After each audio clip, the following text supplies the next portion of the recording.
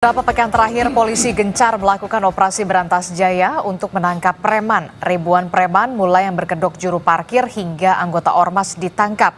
Apakah operasi ini bisa menjamin keamanan masyarakat? Apa pula yang harus dikritisi dari operasi ini? Kita akan bahas bersama dengan sejumlah narasumber di pagi hari ini. Sudah hadir di studio penasihat ahli Kapolri, Irjen Purnawirawan Arianto Sutadi. Selamat pagi, Pak Arianto. Selamat pagi, Mbak. Apa kabar, baik ya? Alhamdulillah. Kemudian melalui sambungan daring sudah ada anggota Komisi 3 DPR RI dari fraksi PKB, Pak Hasbialah Ilyas, dan juga sosiolog dari Universitas Indonesia, Mas Imam Prasojo. Selamat pagi Bapak-Bapak, Assalamualaikum. Waalaikumsalam warahmatullahi wabarakatuh. Ya, kita membahas bagaimana perang melawan preman untuk menciptakan negara yang aman begitu. Apalagi preman yang berkedok ormas, preman berkedok juru parkir yang kemudian menimbulkan keresahan juga tidak hanya di masyarakat tapi juga di dunia usaha. Iklim investasi usaha inilah yang kemudian menjadi sorotan kita di pagi hari ini. Polda Metro Jaya sudah melakukan operasi berantas jaya dalam beberapa pekan terakhir. Hampir 4.000 preman berkedok ormas, kemudian preman berkedok juru parkir berhasil ditangkap. Tapi kemudian pertanyaannya, operasi berantas jaya menurut Pak Arianto tadi, apakah ini sudah efektif untuk memberantas seluruh preman? Untuk sementara saya katakan ini sudah cukup efektif. Paling tidak sudah memberikan efek psikologi jadi gebrakan psikologis ya. Dan ini merupakan titik balik daripada tadinya preman-preman yang merusakkan itu terbiarkan ya oleh aparat ataupun oleh negara selama ini sehingga sangat meresahkan. Dan dengan di launchingnya ini ternyata hasilnya banyak dan kemudian kita lihat yang preman tadinya itu kan wah kalau ditangkap malah mereka melawan, mereka sekarang lari jadi buron tadi kan. Ketua PP Tangerang Selatan ya, masuk dalam daftar pencarian ini orang. Ini merupakan suatu titik balik. Dan mudah-mudahan ini diteruskan, jangan cuma berhenti di sini aja gitu. Jadi untuk sementara operasi ini menurut saya sangat bagus karena untuk shock terapi ya, untuk menyadarkan pada semua masyarakat Indonesia bahwa premanisme itu bisa kita lawan dan bisa kita kurangi gitu.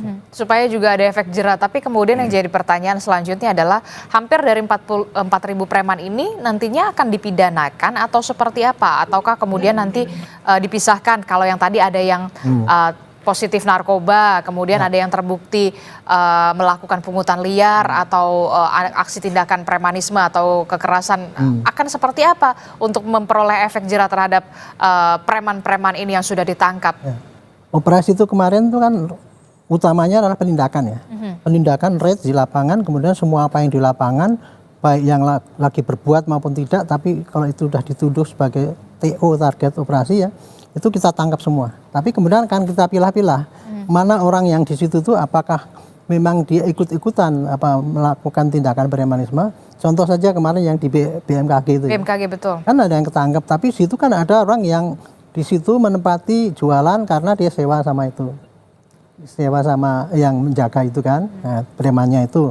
Kemudian apalagi yang menggunakan lapak-lapak itu tidak bisa dijadikan sebagai pelaku, sebagai perampas lahan itu, tapi justru dia korban kan, makanya kan dilepas. Yang dijaring oleh polisi adalah orang yang terbukti melakukan tindakan premanisme, contohnya itu tadi memalak ataupun menguasai ataupun merusak atau apa dan sebagainya, itu nanti jadikan tersangka.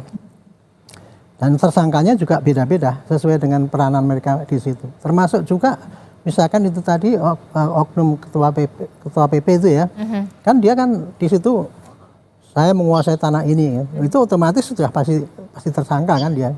Nah itu nanti akan jadikan tersangka. Nah, kemudian kalau untuk preman ini memang tidak cukup hanya dengan operasi seperti sekarang ini. Seharusnya harus dilanjutkan dengan ini. Kalau kita mau memberantas preman, mengatasi preman secara utuh ya, kita harus memikirkan strategi yang banyak. Antara lain satu ya, akar permasalahannya dikurangi, yaitu dengan cara preman yang tadi ketangkep itu tadi mesti kasih jalur untuk dia menjabatkan pekerjaan. Itu contohnya kayak gitu. Karena bisa untuk ke ekonomi juga. Iya, supaya dia nggak balik ke situ lagi gitu. Contohnya gitu. Jadi ada 5 kalau kita mau berantas preman ya. Satu itu tadi akar masalahnya dikurangi. Terus pakai upaya pembinaan itu kepada masyarakat supaya tidak ikut-ikut dalam itu, ataupun pembinaan pada preman yang mantan supaya tidak balik. Kemudian upaya pencegahan polisi maupun pencegahan dari masyarakat setempat, ya. Kemudian upaya penindakan. Penindakan itu tadi ada 3 tahap. Penindakan itu pakai rutin ataupun pakai kegiatan yang ditingkatkan atau pakai operasi khusus. Terakhir adalah koordinasi. Koordinasi antara instansi, yaitu instansi yang terkait, yaitu misalnya ya polisi, kalau tanah ini BPN, kemudian Pemda, terus apalagi kelompok tokoh-tokoh masyarakat dan sebagainya. Hanya dengan koordinasi yang mantap itulah maka upaya pemberantasan ataupun pengurangan praktek premanisme itu bisa dikurangi. Oke, ada berbagai poin yang kemudian harus tidak hanya soal operasi berantas jayanya saja. Ada 5 strategi itu. Ada 5 strategi ya, harus benar-benar ke akar permasalahannya. Setelah ini nextnya, oke, setelah dibina, terus apa selanjutnya? Jangan sampai kemudian setelah ditangkep-tangkepin, yang masih dalam taraf ringan, kemudian dilepaskan kembali, terus ya begitu lagi, begitu ya. Inilah yang kemudian jadi pertanyaan kita semua. Saya ke Pak Hasbialah. Pak Hasbialah, kalau dari DPR sendiri seperti apa melihat operasi berantas jaya yang sudah dilakukan oleh kepolisian sampai saat ini, bahkan Polda Metro Jaya hampir 4.000 preman. Tapi yang kemudian jadi pertanyaan kita bersama adalah ini sebenarnya efektif nggak sih, atau kemudian ini memang lagi periodik saja begitu ya, tidak secara menyeluruh dan tidak sampai ke akar permasalahannya sebenarnya. Terima kasih Mbak. Menurut saya begini. Pada waktu itu saya Komisi 3 itu kunjungan spesifik ke Kapolda Metro Jaya, dan memang janji Kapolda Metro Jaya pada waktu itu akan memberantas preman se-Jabodetabek. Dan alhamdulillah saya sangat mengapresiasi hari ini sudah ketangkap hampir 4.000 preman. Tapi menurut saya ini hanya sementara sifatnya, tidak lama. Saya tidak akan yakin akan sanggup bertahun-tahun akan menghilangkan preman di Jabodetabek atau di Indonesia. Karena kunci untuk menghilangkan preman di Indonesia itu satu, Mbak. Di antaranya lapangan pekerjaan. Karena lapangan pekerjaan itu sangat kurang, daya beli masyarakat menurun. Ini tidak bisa hanya dilakukan oleh polisi, harus ada kerjasama antara kepolisian dan pemerintah di dalam menyelesaikan permasalahan ekonomi. Kuncinya di ekonomi. Orang menganggur, orang tidak bisa kerja, mau tidak mau mereka anaknya butuh makan, mereka jadi preman. Daya beli masyarakat turun, semua turun hari ini. Ini faktor ekonomi, itu faktor utama. Dan kalau preman itu bukan hanya baru hari ini, dari zaman Orde Baru juga sudah ada preman. Apalagi setelah reformasi. Jadi bukan permasalahan yang menurut saya baru, ini soal lama. Dan seharusnya pemerintah dan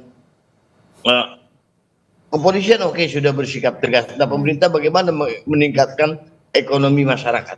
Ini kan dan daya beli masyarakat ini meningkat, seperti itu. Ini kan ibaratnya bukan permasalahan baru begitu ya. Ini ibaratnya lagu lama lah ya. Bahkan sejak zaman kolonial begitu kita sudah ada begitu, sudah ada yang namanya preman begitu. Nah, kalau saya dari segi keilmuan dulu, Mas Imam Prasojo. Mas Imam, ini kan preman ini sebenarnya sudah dari zaman kolonial lah, ibaratnya sudah ada begitu. Sampai kemudian sekarang 2025 masih tumbuh subur begitu ya. Tadi kalau disebutkan Pak Hasbialah, sebenarnya akar permasalahannya adalah faktor ekonomi dulu. Berarti itu artinya negara harus hadir di sana. Ya, saya setuju negara harus hadir. Cuma yang mungkin perlu difahami bahwa kita tahu banyak sekali warga yang juga secara ekonomi sangat marginal ya, sangat miskin. Tapi toh dia tidak jadi preman, gitu kan. Nah, jadi teori bahwa keterdesakan ekonomi ya, terus kemudian otomatis menimbulkan perilaku preman itu juga tidak sepenuhnya benar. Yang mungkin yang harus diamati lebih jeli adalah pada saat keterdesakan ekonomi terus memunculkan pengorganisasian masyarakat ya ke arah yang negatif. Ya, orang-orang berkelompok dan kemudian melakukan tindakan terorganisir, ya, dan bahkan mereka kemudian menggunakan atribut-atribut, ya, yang secara sosial sebetulnya atribut itu berfungsi untuk menakut-nakuti, untuk menimbulkan korban-korban itu menjadi mudah untuk dilanggar gitu hak-haknya. Jadi menurut saya ya tadi Pak Arianto sudah menyebutkan bahwa legalitas keamanan petugas itu memang harus hadir. Tapi di sisi lain juga pencegahannya adalah harus tuntas, ya. Bagaimana masyarakat itu dibangkitkan kesadarannya dan kemudian penolakan itu tidak mungkin hanya semata-mata dari petugas keamanan atau dari petugas kepolisian misalnya. Masyarakat sendiri harus digerakkan, ya. Tapi di sisi lain tindakan-tindakan dini pengorganisasian tindak kriminal ini, orang-orang yang menggunakan cara-cara preman ini juga jangan dibiarkan, ya. Dan sanksi-sanksi sosial harus terus digiatkan sehingga mereka ini tidak merasa percaya diri, ya. Sekarang ini kan masalahnya mereka menjadi begitu percaya diri, ya, berseragam, ya, dengan atribut-atribut tertentu dan kemudian seolah-olah mereka itu mendapatkan ruang. Nah, itu yang menurut saya sumber yang harus segera dihilangkan. Nah, itu yang kemudian jadi pertanyaan kita semua, yang dikhawatirkan adalah preman berkedok ormas kan sebenarnya, Mas Imam? Justru itu kedoknya ini, ya, kalau seandainya kedoknya itu tidak menggunakan atribut militeristik, ya, tidak menggunakan atribut bahkan seperti petugas keamanan yang legal. Nah, kalau ini terus dibiarkan, ya, saya kira masyarakat juga akan mengorganisir diri. Nah, itu yang sudah terjadi misalnya, ya, di Jawa Barat, di Bali, di Kalimantan, ya, akhirnya mereka berupaya untuk melakukan perlawanan, ya, karena mereka menjadi sasaran dan ini berbahaya sekali karena bisa menimbulkan konflik horizontal. Nah, oleh karena itu saya setuju sekali operasi seperti ini terus berlangsung, ya, sistemik, berkoordinasi dengan komunitas, dengan masyarakat, dan kemudian harus ada upaya-upaya stigmatisasi lah kalau mau dikatakan begitu terhadap pengelompokan yang jelas-jelas fungsi mereka itu untuk melakukan pelanggaran-pelanggaran hukum. Nah, ini jangan sampai pembiaran seperti ini terus-menerus. Saya kira koordinasi dari berbagai pihak itu menjadi sangat penting. Anda melihat ada pembiaran selama ini karena kalau kita lihat, ya, itu oknum ormas begitu, ya, menduduki lahan BMKG sekian hektar begitu, kemudian sampai dalam tanda kutip banyak yang tidak berani karena memang ya sampai akhirnya Polda Metro Jaya yang harus turun tangan begitu. Yang saya khawatir tidak hanya pembiaran, tetapi bahkan dipelihara. Itu yang bahaya banget. Nah, kalau seandainya kelompok-kelompok seperti ini mendapatkan ruang, mendapatkan penghormatan, ya, kemudian bahkan ini dijadikan alat, ya, untuk melakukan tindakan-tindakan yang tidak meresahkan masyarakat, itu yang lebih berbahaya. Nah, oleh karena itu saya kira sekarang operasi yang sekarang dilakukan itu berkoordinasi dengan media, dengan masyarakat, ya, kemudian menjadi jelas mana organisasi sosial yang halal, yang memang berguna untuk mendukung kemajuan masyarakat, mana yang bersifat destruktif. Nah, itu koordinasi itu saya kira sangat penting. Oke, saya menarik pernyataan dari Mas Imam begitu, ya. Bukan hanya soal pembiaran, tapi jangan sampai yang dikhawatirkan adalah malah dipelihara lagi nih. Nah, itu gimana Pak Arianto? Saya ingin menjelaskan ini, ya, dengan pembiaran tadi, ya. Pembiaran itu artinya adalah pembiaran oleh masyarakat maupun oleh aparat. Masyarakat membiarkan premanisme ini paling tidak ada 3 alasan. Nomor 1 karena takut, ya. Yang kedua, takut itu maksudnya gini, kalau dia jadi korban, dia nggak berani lapor. Jadi kan membiarkan itu, ya. Yang kedua karena dia nggak ada waktu. dan prosedurnya susah untuk memisahkan lapor. Yang ketiga ini tadi, karena tidak percaya pada aparat bahwa kalau dia lapor itu akan selesai masalahnya. Akibatnya dari pihak masyarakat akan membiarkan terjadinya preman. Sementara kalau dari aparat ada 3 juga yang paling gampang. Satu, mungkin aparatnya itu lalai karena dia nggak punya kemampuan intelijen yang tinggi sehingga nggak bisa mendeteksi dan menindak. Atau 2, aparatnya takut karena lihat preman yang udah kayak gitu kan kemarin, sehingga kalau aparat di pucuk-pucuk itu kan hanya 1-2 orang di sana nggak berani nindak. Yang 3 itu tadi ada kolusi, justru dia ikut-ikutan mendapatkan itu. Jadi pembiaran itu faktornya ada 3 itu tadi. Nah, dengan adanya operasi ini kan itu menggalakkan kembali pembiaran itu. Jadi dari masyarakat juga terpacu untuk berani lapor, aparat juga dengan sangat getol itu ya untuk menindak. Itulah kira-kira pembiaran. Sehingga di sini dengan operasi ini maka menangkis untuk pembiaran itu dua-duanya jalan, pasti akan berkurang. Tetapi ini kalau dilepas pasti nanti ya tumbuh lagi gitu. Makanya harus konsisten itu tadi. Nah itu jangan sampai ada anggapan justru malah ada dipelihara, itulah yang Nah, itu kemudian tadi, jadi anggapannya. ya, kalau adanya operasi ini ya, kita kan sudah menunjukkan bahwa aparat harus menindak. Nah, sekarang yang apalagi yang kolusi ini kalau sampai ketahuan ya di belakang hari seandainya ada aparat yang ikut kolusi, harusnya itu juga ikut ditindak gitu. Jadi oleh pimpinannya ya, sehingga tidak hanya kita hanya menyalahkan para preman itu, tapi juga kepada aparat-aparat yang membiarkan itu. Bahkan saya mengusulkan gini, kalau ke depan ya supaya dijamin bahwa wilayah itu preman nggak ada, saya mengusulkan kepada Pak Kapolri ya, Pak Kapolri kalau seandainya seorang pimpinan mau menjabat di wilayah yang rawan preman, suruh bikin fakta integritas. Saya siap menjadi kepimpinan daerah itu, dan apabila di situ ada premanisme maka saya tolong diganti. Dengan begitu maka otomatis setiap wilayah tidak ada lagi akan kolusi dengan preman itu. Tapi jangan sebatas fakta integritas di atas kertas saja. Fakta integritas itu penting. Kalau dia udah nulis, ternyata kemudian ada preman kedapatan, dia harus siap Pak, saya mundur.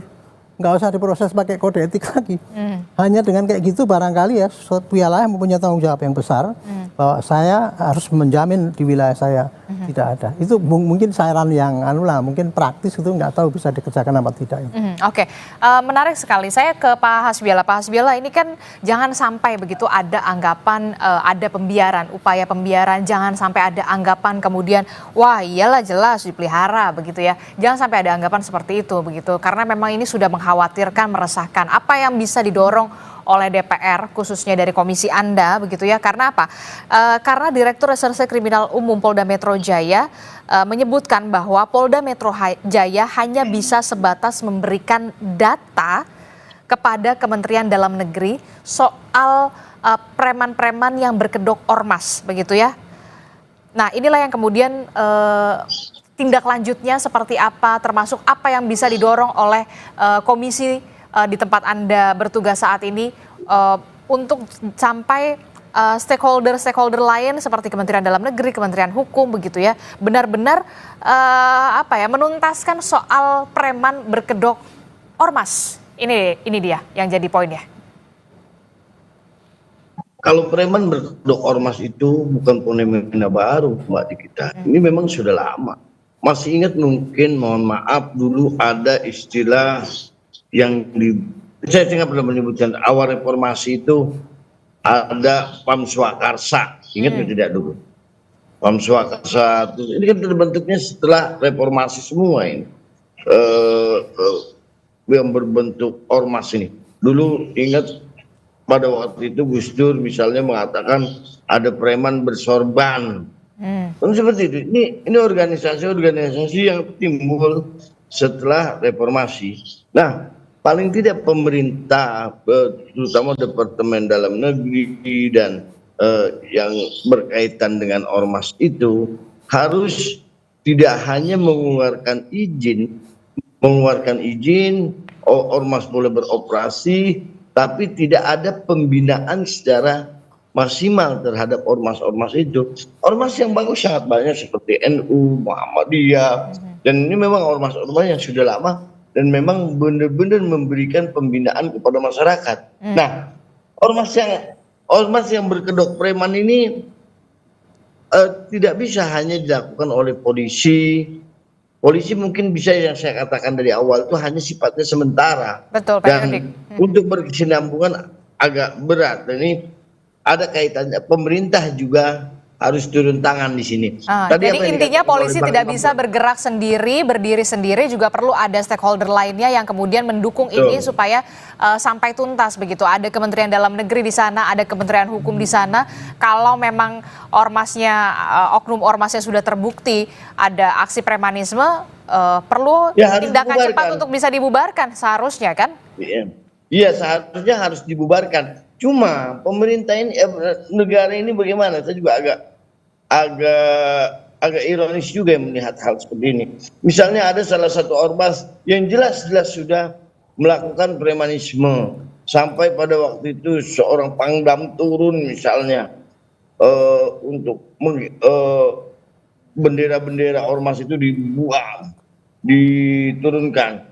Coba bentuk lagi ormas yang namanya sama, hanya ganti Bendera. bendera tapi orangnya sama. Ini kan dilema ini. Ini ketegasan dari pemerintah bagaimana ormas-ormas ini ditertibkan. Ormas yang bagus, yang memang bermanfaat kepada masyarakat, silakan. Saya kira perlu evaluasi total.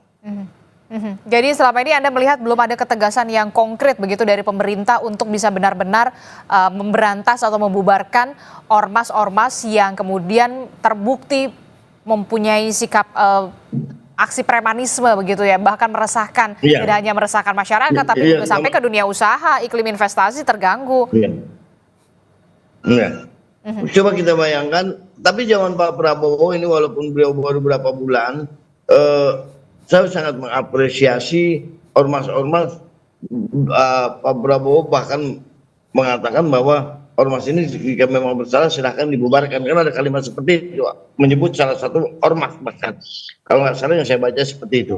Nah, ketegasan pemerintah ini harus sudah tidak bisa kita, dan Komisi 3 pasti akan mendukung kepolisian. Salah satu contoh, pada waktu kita datang ke Kapolda Metro Jaya, kita mengadakan kunjungan spesifik dengan Kapolda Metro Jaya, dan janji Kapolda Metro Jaya akan memberantas preman di Jabodetabek. Alhamdulillah berhasil.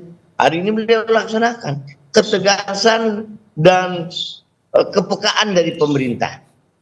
Tadi saya setuju dengan dengan Bang Imam Prasojo bahwa ada orang berkumpul, sekelompok orang berkumpul. Nah, ini jangan memberikan kepercayaan kepada masyarakat yang memang berprestasi masuk kelompok itu, dan ini ada yang menggerakkan untuk hal-hal yang negatif. Itu yang mesti pemerintah juga mencegah. Oke. Negara juga harus hadir, polisi tidak mungkin berdiri sendiri begitu, harus ada dukungan juga dari stakeholder lainnya untuk bisa kalau memang mau memberantas ini sampai secara tuntas begitu ya, sampai ke akar permasalahannya begitu. Saya ke Mas Imam. Mas Imam, kalau Anda melihat bagaimana sejauh ini pemerintah, apakah sudah cukup tegas atau memang sebenarnya ya tarik ulur aja begitu? Apalagi kan kita juga pasti pertanyaan selanjutnya, apa sih sulitnya dibubarkan saja kalau memang ormasnya sudah terbukti melanggar aturan begitu ya, melakukan aksi premanisme, pungutan liar, bahkan sampai menduduki lahan BMKG begitu, salah satu contohnya. Anda melihatnya seperti apa fenomena ini? Ya itu saya kira yang dibaca masyarakat ya, ada keraguan-raguan. Nah, tapi mungkin yang sekarang perlu dilakukan adalah bagaimana membangun penegak hukum yang bekerja sama dengan masyarakat sebagai koalisi terpercayalah gitu. Karena kita seringkali juga ada pandangan bahwa kok penegak hukum yang harusnya menertibkan malah bercumbu gitu loh di depan publik, terlalu dekat gitu lah. Akhirnya penegak hukum yang menjadi sandaran masyarakat agar premanisme itu bisa mereka tindak, itu menjadi keraguan-raguan muncul karena kok di publik malah berdampingan, ya di televisi berdampingan, acara-acara tertentu mereka bersama dalam satu ruangan, sementara masyarakat sudah menstigma bahwa orang-orang ini atau kelompok-kelompok ini yang membuat pelanggaran hukum yang merata di mana-mana. Nah, ini yang saya kira ya koalisi bersih, koalisi yang terpercaya inilah yang mungkin harus dibangun. Nah, kemudian dari masyarakat sendiri ya saya setuju bahwa masyarakat dengan kekuatan yang sangat terbatas ya, apalagi kondisi ekonomi mereka yang sudah situasi sangat kritis ya, nggak mungkin mereka akan melakukan perlawanan sebuah organisasi ya yang terstruktur ya dengan seragam-seragam yang apalagi ada latihan militernya segala sekarang itu. Nah, hal-hal seperti itu saya kira penegak hukum harus bekerja sama dengan masyarakat ya, berkoalisi untuk memberantas gerakan-gerakan seperti ini di dalam masyarakat.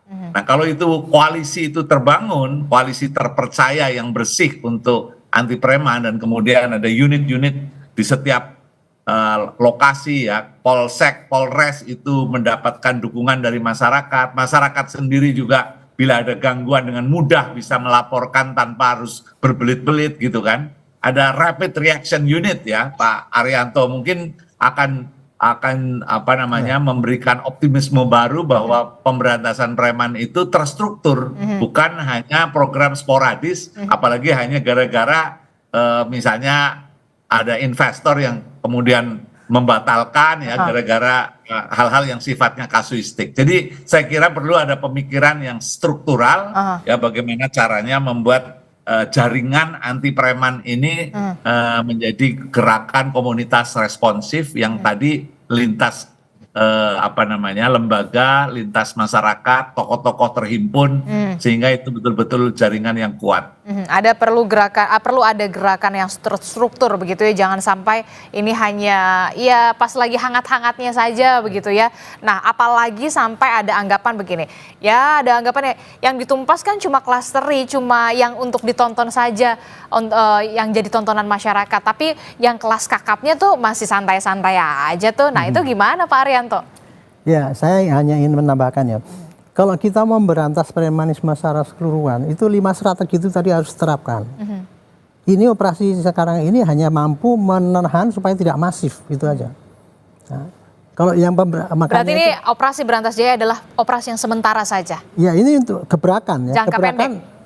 Karena yang namanya operasi itu pasti ada batasnya, Pak. Operasi itu adalah suatu ketentuan ya, cara bertindak dalam waktu tertentu, dengan kekuatan tertentu, dengan target tertentu, dengan biaya tertentu, itu namanya operasi, sehingga serius. Kalau di bawahnya itu adalah kegiatan yang ditingkatkan, di bawahnya lagi adalah kegiatan rutin. Nah, jadi operasi ini sekarang ini menurut saya sudah suatu titik awal yang bagus ya, diteruskan dengan yang sangat intensif itu tadi. Masuk Pak Imam tadi mengatakan ya preventif misalnya itu harus ada responsif yang cepat dari unit reaksi cepat, dulu pernah ada.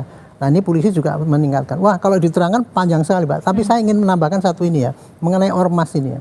Ormas ini sebenarnya undang-undang ormas itu sudah ada di situ, bahwa ormas itu tidak boleh melakukan tindakan-tindakan yang mengganggu ketertiban, terus berlagak seperti aparat, itu nggak boleh. Dan kalau itu dilanggar, itu Mendagri hanya bisa menegur, kemudian mengusulkan untuk dibubarkan. Tapi kalau ada yang melakukan anggota atau pengurus yang melakukan tindakan pidana, itu otomatis nggak usah Mendagri, tapi polisi harus bisa menindak. Itu menindak dengan proses hukum yang berlaku gitu. Jadi sebetulnya undang-undang itu sudah cukup ya. Tapi yang soal pembubaran ormasnya juga bukan ranahnya polisi kan? Ya, cuman implementasinya itu nggak masih kurang intensif ya itu. Kurang greget gitu maksudnya? Ya, kurang greget, dan mungkin ya selama ini nggak pernah diterapkan. Contoh misalnya pembubaran ormas itu kan, kalau menurut undang-undang ormas itu kan ada peringatan dan sebagainya itu ya, diusulkan ke hakim. Itu karena dulu ormas itu dibentuk karena reformasi kan, sebagai kebebasan berpendapat. Ya. Nah, sekarang ya saya lihat ya kegamangan daripada aparat ini untuk menindak itu tadi. Kadang-kadang karena terkendala oleh wah nanti kita dianggap kriminalisasi gitu kan. Tidak membebaskan berpendapat. Kita nangkepi tadi misalkan ormas bersoban itu. Dulu waktu kita nangkep kita dibilang wah ini kriminalisasi ulama. Itu yang terjadi. Makanya sehingga jadi gamang. Makanya ini perlu itu tadi ya. konsolidasi ya. Sikap pemerintah itu menghadapi yang kayak gitu itu antara memberikan kebebasan berpendapat dan kemudian pembatasan supaya jangan bikin onar kan gitu kan. Nah untuk ini saya nyarankan gini, kalau untuk ormas-ormas yang berperilaku perumahan itu ya, polisi jangan gampang tindak, tapi kemudian dikasih catatan, kasihkan Mendagri. Mendagri kemudian akan lihat kalau ada catatan gini, otomatis dia bisa usulkan langsung atau dibubarkan atau diapakan gitu. Jadi sekarang nggak jadi saling ini kan membiarkan, saling lempar bola panas ya. Intinya gitu.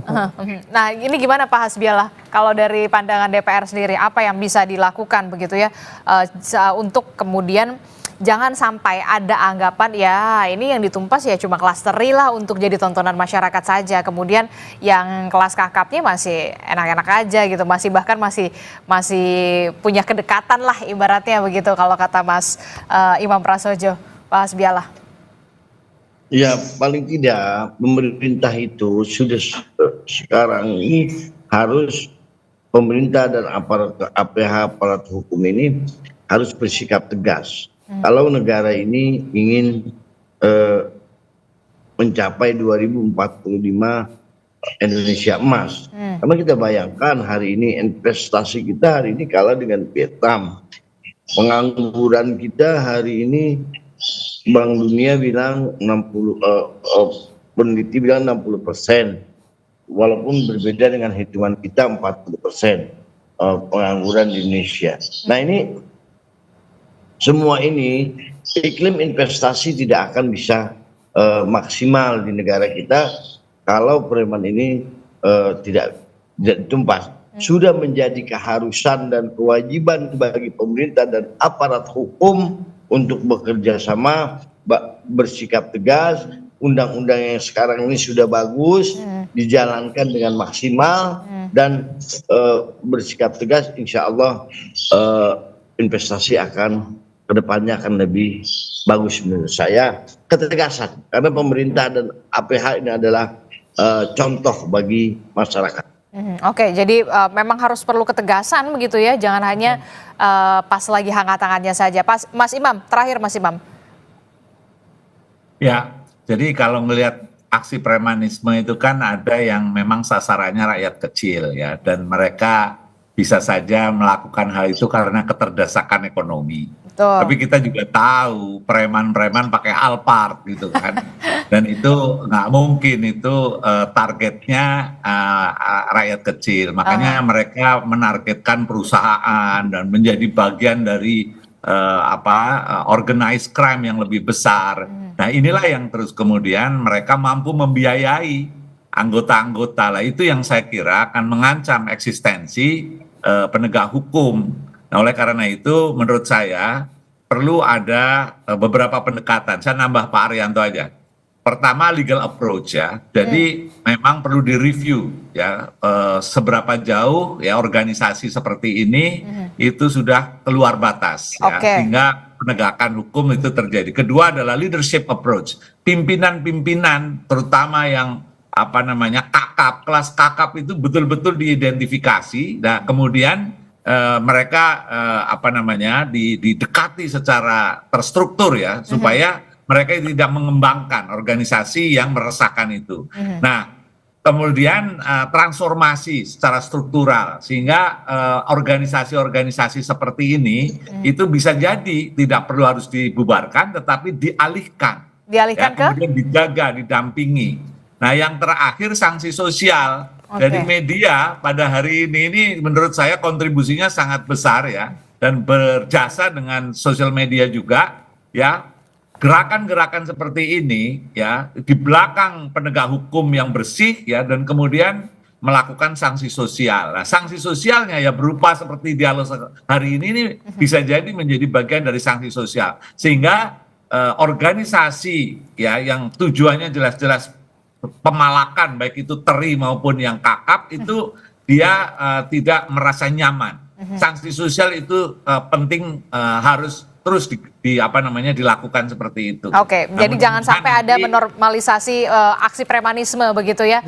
Itu yang betul, kemudian harus ditumbuhkan lagi di masyarakat. Dan rapid reaction unit dari kepolisian menurut saya persis lah seperti BNN ya. BNN itu kan juga terorganisir ya melakukannya. Nah, ini juga bisa jadi semacam organisasi khusus untuk premanisme, pemberantasan premanisme itu dibangun ya di aparat yang ada di situ betul-betul orang-orang pilihan. Saya kira itu akan akan lebih menjanjikan untuk keberlanjutan. Oke, kita harapkan tentu saja ada benar-benar ketegasan dari pemerintah pusat untuk bisa kemudian benar-benar mengusut dan juga menumpas habis aksi premanisme yang kemudian meresahkan sekali masyarakat, iklim investasi, dunia usaha, termasuk preman berkedok ormas. Jadi jangan sampai kemudian preman-preman kelas teri saja yang kemudian jadi tontonan masyarakat, tapi preman kelas kakapnya kita tunggu ketegasan dari pemerintah. Terima kasih Pak Haryanto tadi telah bergabung bersama kami. Masih